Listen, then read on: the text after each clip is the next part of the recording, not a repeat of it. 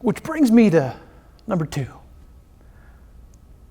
We have also lost our way.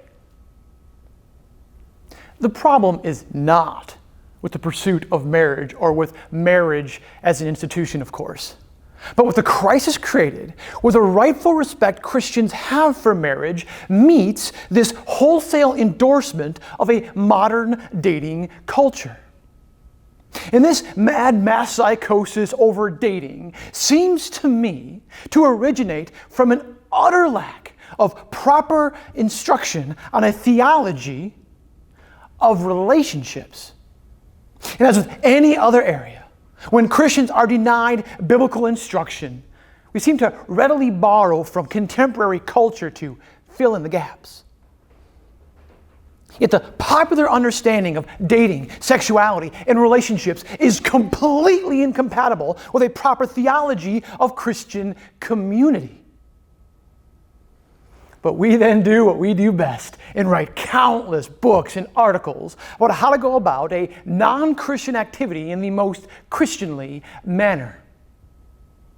It's reacting when we should always be leading. And we can see a readily observable parallel to this in other Christian media.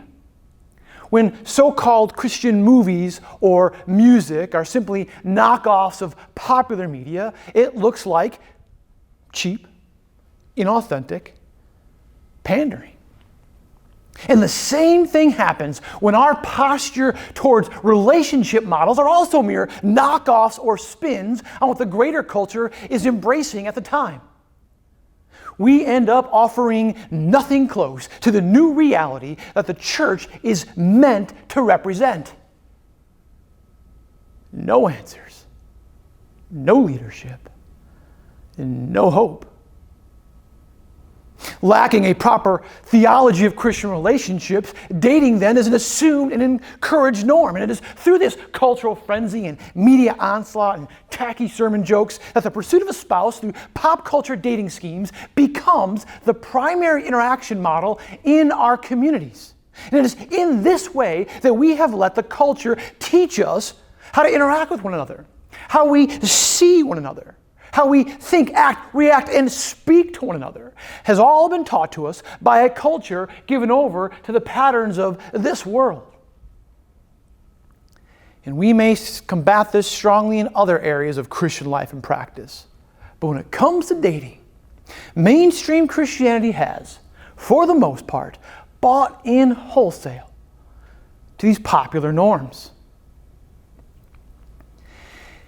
And this means that we have adopted rules of interpersonal engagement that necessarily create a predatory, competitive, divisive, superficial, worldly environment of mistrust. We have needlessly, yet enthusiastically, invited this culture into our community and thereby reinforced an improperly focused encounter with every guy and girl that meets in our churches. Everything becomes about the romantic qualifier. Meaning that as a guy, every woman I meet is to be evaluated by whether or not she could potentially be the one or something else. No sparks, moving on. Unless, of course, you have some friends I could run through my romantic qualifier. Yeah? Oh, no? Oh. Many of us have forgotten or chosen to ignore that everyone is in your life for a reason. And there are far more relationships, deep and meaningful, than just a romantic one. We are all capable of so much more from one another than this all or nothing mentality that a dating culture creates. Christians, we cannot allow the world to define our interaction models and then adopt them under the guise of redeeming them. Christians are to be about the work of building an entirely new kind of community. Christ's kingdom breaking into this world. A new reality.